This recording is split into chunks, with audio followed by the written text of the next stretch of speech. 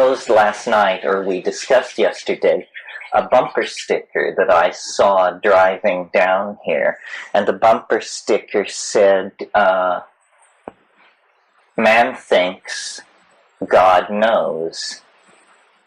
And then someone had bought a second copy of the bumper sticker and cut it apart and reversed it and put it under it. So it said, man thinks, God knows, man thinks. Now, it seemed to me there was a lot going on in what was attempting to be expressed here.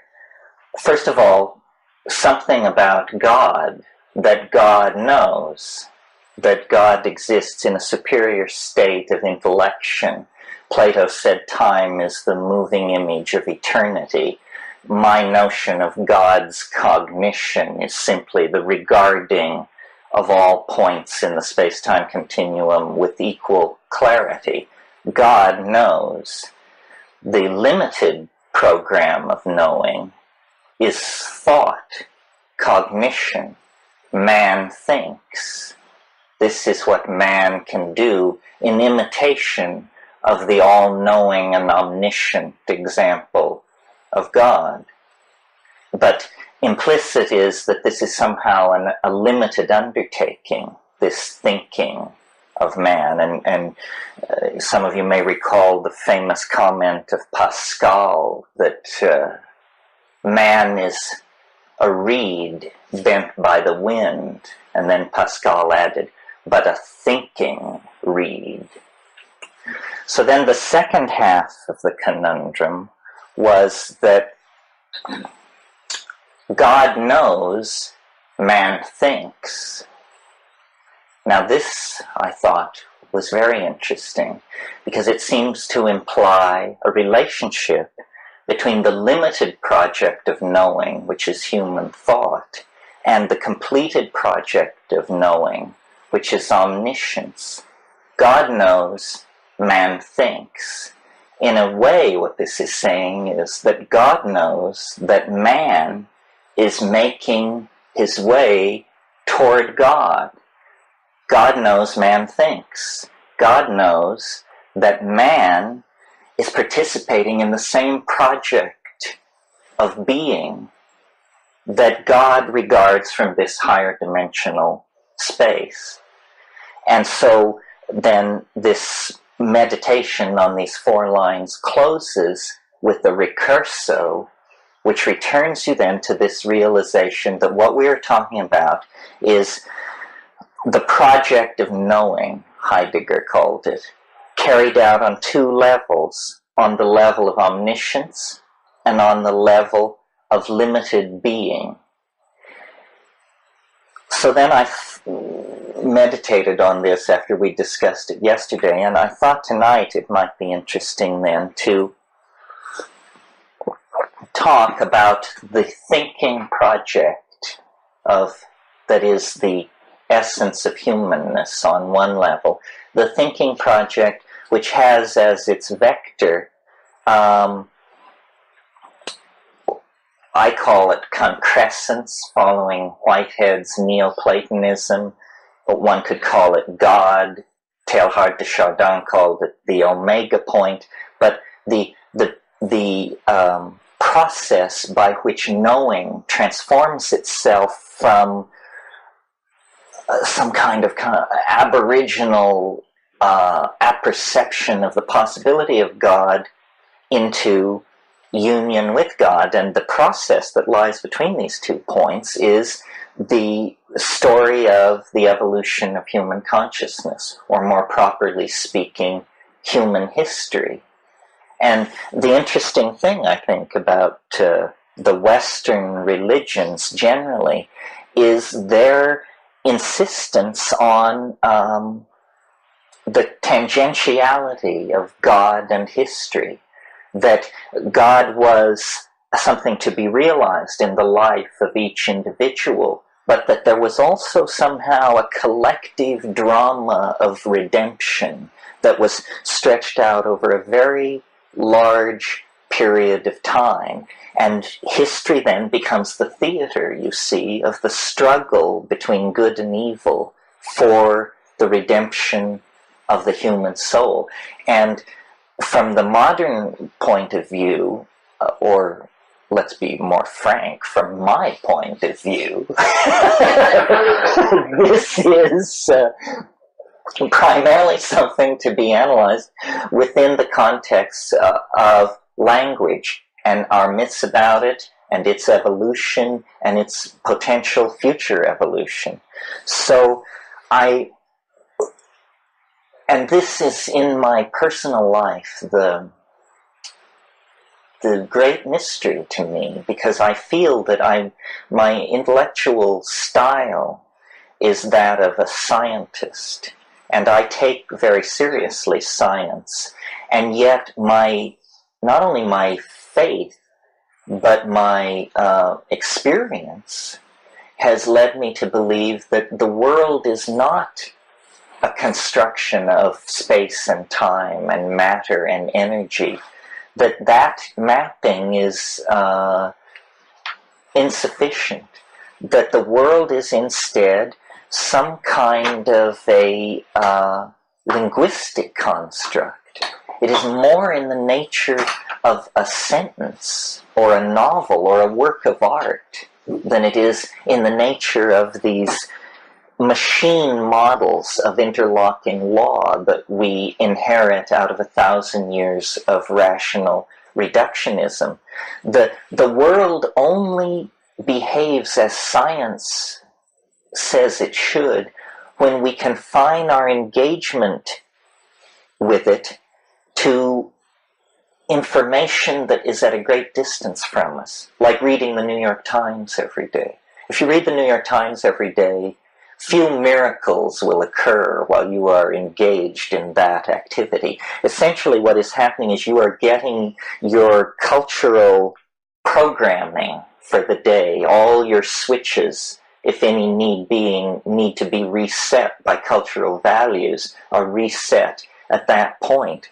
But when we recede into what I call the primacy of immediate experience, the rules and models that we've been handed by science and what's called common sense are just totally found to be inadequate.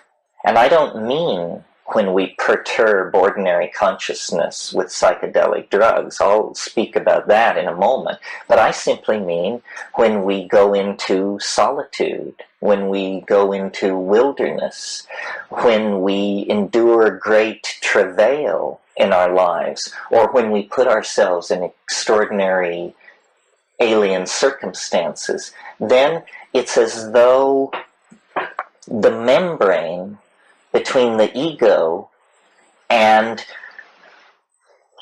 something else, which we could call our guardian angel or the Jungian unconscious or the overmind, something like that, the membrane grows thin and the world loses its,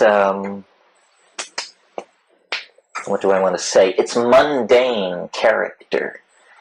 And instead, things previously mundane begin to become charged with psychic energy. They become carriers of meaning. They become carriers of meaning. This is very peculiar. At a low level, it's not so astonishing. It's a kind of generalized opening to the world, because everything is imbued with significance. That tree, that person, that greeting, that conversation is imbued with a kind of depth and significance that is satisfying. It's like living deeply. But this phenomenon can proceed to a deeper level of introspection and relationship to the exterior. And in that case, then, this significance, which everything was previously seen to have, begins to compress or densify, and the world begins to dissolve into animate intelligence. Now, at this point, if you didn't bargain for this, you're probably very concerned about your mental condition. And if you aren't, your friends are. Because what you're saying at this point is, the rivers talk to me, the trees whisper in my ear. What you're recovering is the meaning. That's all. The meaning that is self-evident in nature, but that we block. The meaning is so pregnant in everything that it can actually articulate itself in your native English tongue. And, talking rocks, talking trees, talking boulders, we define this as pathology. It means, in technical jargon, a severely diminished ego is in danger of overwhelmment by material from the inchoate and disorganized unconscious. Well, but what's actually happening is that for the first time in somebody's life or experience, they are meeting the resident meaning in reality with its force, unblunted by conditioning and denial. And this is some kind of a linguistic process. We, and all nature, I think, swims in some kind of sea of signification, of which we are, in the same way that the amphibians were able to drag themselves out of the primitive oceans of this planet into air and exist in a completely different dimension. We, whether grandly or perversely, the verdict is not yet in, we dragged ourselves out of the sea of telepathic, interconnected signification that united all life, and we exist, panting and pop-eyed, in this other dimension called history, ego awareness, presence of self, sense of loss, anticipation of gain. All of these dimensions of experience really have been added to what was previously the animal Tao, just the howling at the moon Tao of animal existence. And to this we have added, a dimension of future anticipation, a dimension of regret, a dimension of how do I make choices, and so forth and so on. There is not I don't put a moral judgment on this, but it has to be said that in the tradition of the West, this has been viewed classically as the fall. This is the fall into names instead of realities, into constructs of reality rather than reality itself. And this has now been inculcated into each and every one of us as, both the glory and the trauma of human existence, which is our extraordinary ability to reside in and be in language. So, for instance, I've made this example before. A child lying in a crib, and a hummingbird comes into the room, and the child is ecstatic because this shimmering iridescence of movement and sound and attention, it's just wonderful. I mean, it is an instantaneous miracle when placed against the background of the dull wallpaper of the nursery and so forth. But then mother or nanny or someone comes in and says, "It's a bird, baby. Bird, bird." And this takes this linguistic piece of mosaic tile and places it over the miracle and glues it down with the epoxy of syntactical momentum. And from now on, the miracle is confined within the meaning of the word. And by the time a child is 4 or 5 or 6, no light shines through. They have tiled over every aspect of reality with a linguistic association that blunts it, limits it, and confines it within cultural expectation. But this doesn't mean that this world of signification is not outside, still existent, beyond the horizons, the foreshortened horizons of a culturally validated language. Well, so then classically the path through this has been through use of psychedelic plants or some form of ascetic practice or fasting or prayer and meditation, whatever, some way of breaking through. And it is literally presented as a breaking through, a penetration to another level, that culture is an imprisoning bubble of interlocking assumptions that are like a collective hallucination. I mean, I hate to say it because it's a recursive metaphor, but culture is like a delusion of some sort, because it isn't true, of course. It isn't true if you're a Witoto. It isn't true that you came from the piss of the anaconda god when he had to get out of his canoe at the first waterfall. That's not really true, but that's your cultural myth, and you live inside it. Our cultural myths, that the world is made of things called new mesons and antiprotons, is of course not true either. But it's a linguistic construct that we culturally validate and live inside. And these cultural myths give permission for certain things. Basically, they give permission to ignore certain kinds of realities. So our language is uniquely set up to ignore, for example, the suppression of femininity.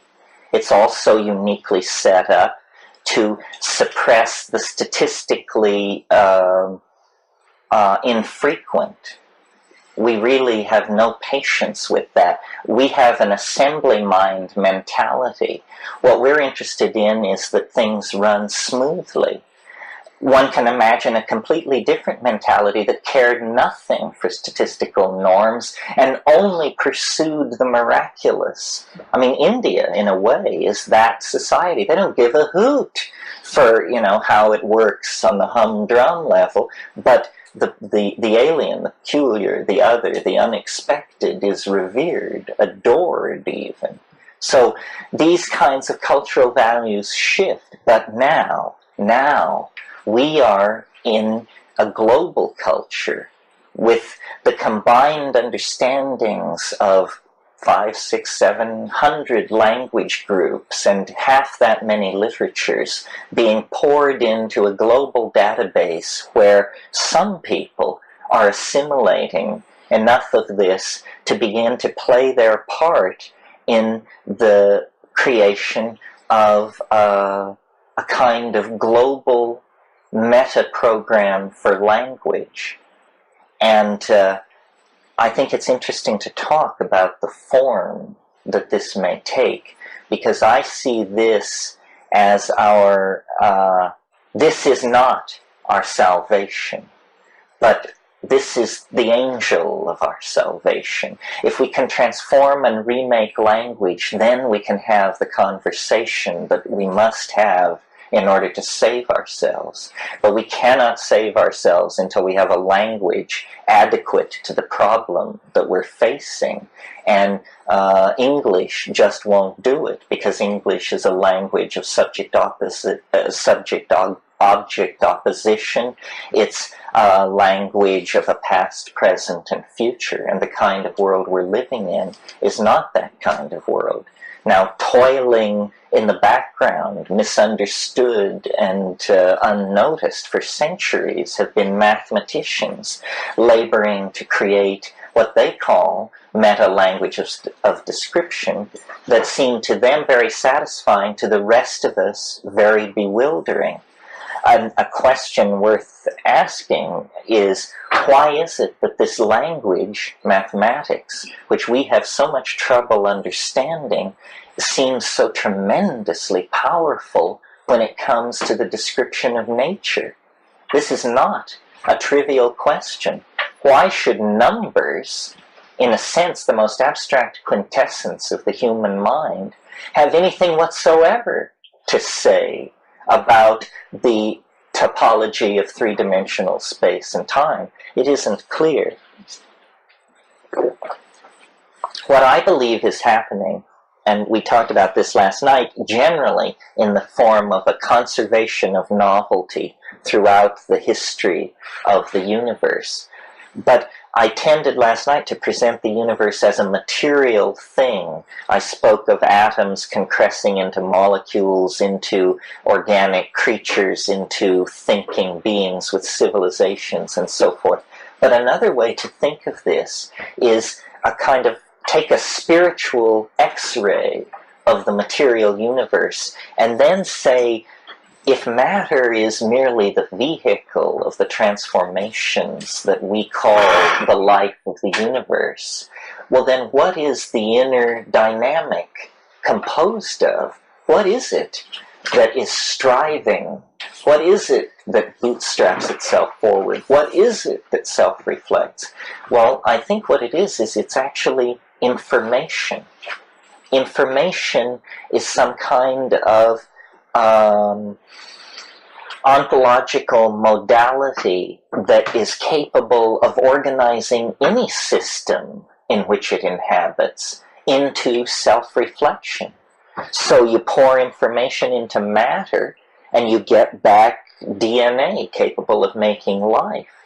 But there is a persistent spiritual tradition backed up by psychedelic and shamanic experience that says that there are also hierarchies of incorporeal and disincarnate intelligence that is nevertheless highly organized.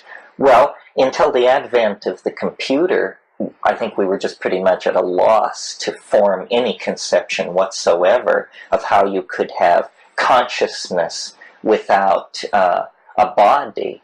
But the computer shows us that you can have large-scale systems which have degrees, and then, there's a long philosophical wrangle which we can just stamp as for another time, degrees of sentience in operating systems. So then it seems to mean that information is the thing which uses matter, uses light, uses spirit, uses whatever it can put its hands on to organize itself into higher and higher levels of self-reflection.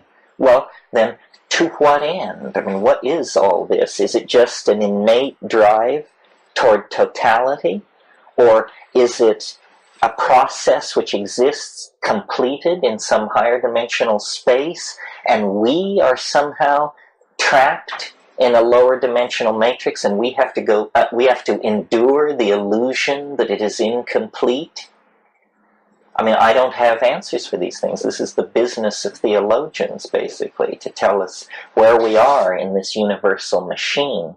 But I think that what we can do to enrich our experience and to feed data into our heuristic models is to begin to think in terms of language as the material that we need to work with, instead of public opinion or matter or even energy. It's meaning that we need to coax into our lives. Number one, as meaning enters our lives individually, we become more capable of raising our voices, both in joyous song and in political protest, if necessary. My whole shtick, and the whole shtick of the psychedelic experience, I think, is reclaim immediate experience. Realize that you outvote all parliaments, police forces, and major newspapers on the planet. Because who knows, they may be illusions. Complicated phenomenological forms of analysis can be carried out to show that their existence is in considerable doubt. But if you carry out this phenomenological reduction, you will discover that it reinforces the notion that you must actually exist and be real. So therefore, you start from that nub of immediate experience and real being, and extrapolation outward should be very provisional. I mean, I don't know how Buddhism handles this. I grant you all a strong possibility of existing, but I'm not nearly as sure about you as I am about me. And I don't think any of you should be more sure of the rest of us than yourself. I mean, the world could be anything, you know? It could be a solid-state matrix of some sort. It could be an illusion. It could be a dream. I mean, it really could be a dream. So it pays to stay on your toes, I think. In practical terms, what does all this come down to, besides that we should speak from the heart, clearly, and with our minds engaged? Well, I think that, remember I said we should see language as the stuff with which we work, rather than matter. And that means creating a technology of the sayable, making the complete understanding of new puns a national priority on a par with weapons development. It means exploring the real implications of substituting Finnegan's Wake for the Constitution, this sort of thing. Because what we're doing, you see, is pulling the beard of the linear printheads who really believe all of this stuff, who really are lost in the labyrinth of the political errors of the last 500 years. We can't overwhelm them by force of arms, nor should we wish to. They can actually be teased out of existence because they themselves feel their position to be so ridiculous. It's very interesting how the way the collapse of our enemy in the Soviet Union has exposed the absurdity of our previous positions. All our previous positions are now exposed as absurd, but people don't draw the obvious conclusion. It must also mean then that our present position is absurd. And so it's tremendously liberating. Our culture is ruined. It's a disgrace from which we can now simply walk away. Well, then the question is, into what? And I believe that our persistent fascination with psychedelic states of mind since prehistory forward has been because in the psychedelic state, from the very beginning, there was an anticipation of the very end, and the very end still lies ahead of us. What it is that our nervous system is in the process of evolving us through a linguistic transformation where language, which at the beginning of the process was something that you heard, at the end of the process becomes something that you actually see. And this simple shift from seeing to hearing is the key to our being able to finally recognize each other and communicate. Print and linearity and what's called ear bias for language is what has shattered our sense of ourselves as a collectivity. A positive way of putting it is to say it's also what created the idea of democracy, individual freedom, labor unions, the vote. All of these atomized notions of human obligation and political participation arise out of print. But so do ideas like that we're all alike, because letters from printing presses on pages are all alike. The idea that products should be mass-produced out of mass-produced subunits, this is a printhead notion. It could never have occurred to anyone outside of a printing press culture, and never has. These ideas have imparted to our existence a tremendous material opulence and intellectual poverty and spiritual uniformity. And now, literally, we have to illuminate our civilization. We have to take its shoddy, spiritually empty Bauhaus skeleton and illuminate it, psychedelicize it, let 1,000 paisleys bloom.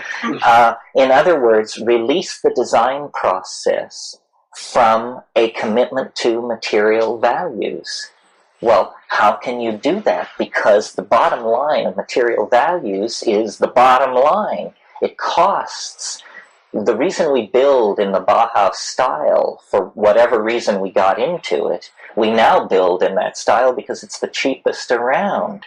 And once you start adding filigrees and changing things, costs soar. How can you do that in a civilization with a cult of democratic values, individualism, and print-created linear uniformity? Well, the only way you can do it is you have to drop design costs to zero. The only way you can do that is if you build virtually. This means you build in an electronic dimension that is added on to ordinary cultural space like an orthogonal dimension.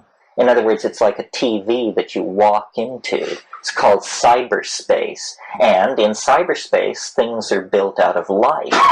So it costs as much to build Versailles as it costs to build a hamburger stand. Because Versailles and the hamburger stand are just two programs that look exactly the same on disk. So what this means is that the previous set of class-created values based on the acquisition and control of matter begin to break down. This is already happening in America on one level where, to live as a middle-class person is to live on a better level than the Mughal emperors ever dreamed of. I mean, what Mughal emperor could stride to his refrigerator and see cases of French mineral water, juices from the South Seas, pomegranates from South America? Eat your heart out, Mughal Delhi. No chance. So, in a sense, we're beginning to create this leveling, but we have created it by looting the material resources of the rest of the world. Conceivably, it can be created in a virtual space where we would all live in this world, a rather monkish existence. But, there's that wonderful passage in Finnegan's Wake where he says, he's speaking of the red light district of Dublin, which is called Moycane, and he says, "Here in Moycane we flop on the seamy side, but up Nient, prospector, you sprout all your worth and you woof your wings. If you want to be phoenixed, come and be parked." Well, he was advocating death as a solution to life's problems. If you want to be phoenixed, come and be parked. My solution is not so radical. I think if you want to be phoenixed, come and be parked at your local virtual reality arcade. And then you can be phoenixed in several ways. Well, some of what I'm saying here is facetious. We talked last night about Stan Tennant's wonderful object. For those of you who weren't here, this is a man, a Kabbalistic scholar, who has developed a piece of sculpture such that when you illuminate it from a certain angle, the Hebrew letter Aleph appears as a shadow, and then you move the light slightly, and Aleph turns into Bet. And then you move the light slightly, and so on. In order, his sculpture produces all of the Hebrew letters as shadows from this beautiful form, which he calls the lily. And it ties in with an experience that I had that, well, first let me talk a little bit more about this lily thing that Tenon has discovered. He also made one for Demotic Greek, which, for those of us who thought it was proof positive that Hebrew was the language of God, this was a real blow to the chest. But because he did one for Demotic Greek, too, and it works just as well, implying, and he's working on Arabic, implying that perhaps such forms exist for all alphabets. And so then I was thinking about this last night, and I said, well, if there's a sculpture in 3 dimensions that throws the 2-dimensional alphabets, then obviously in a higher dimension there must be a form which throws into lower dimensions the sculptures that make the alphabet. So that means all alphabets, all letters lead back to a hyperdimensional surface of some sort, which can probably then be described with some kind of weird fractal algorithm.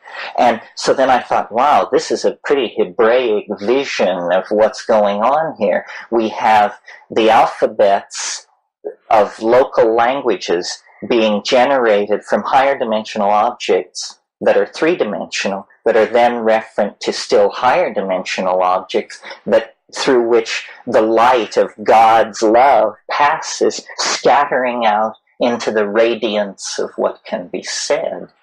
And in a way, this is sort of my vision of the millennium, that we will be resorbed into the Word. The whole story begins in principio et verbum, et verbo caro factum est. In the beginning was the Word, and the Word was made flesh. The whole cosmic drama is the mystery of what it is for the Word to be made flesh. Language is seeking to birth itself into the domain of concrete existence. That's obviously what the Word made flesh means. And it seems to me that if the Word can be made flesh, this implies a reciprocity. It implies that the flesh can be made Word.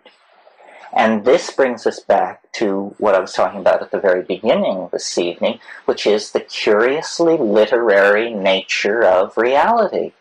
That it's much more like a novel by Thomas Pynchon than it is like an equation by Ilya Prigogine. And why is that? Is it because, in fact, the flesh is Word? And that understanding this is the real task of uncovering our spirituality. Somehow it's a riddle, it's a conundrum, it's a koan. If we could correctly understand this, if the world did not disappear immediately, at least it would roll around in the palm of your hand like a spinning marble, as the I Ching promises. It's something about the recognition of the primacy of the Word, that history is the process of the descent of the Word into concrete expression. I didn't say matter. And that our relation to this retroflexive process is an ascent into the Word, a going toward the approaching mystery, and a meeting there in a domain of unknowability. Essentially, this is the casting into being that Heidegger talked about. This is the going to meet the stranger. This is the flight of the alone to the alone that is the driving force of Plotinus's mysticism. Well, that's really all I have to say about that.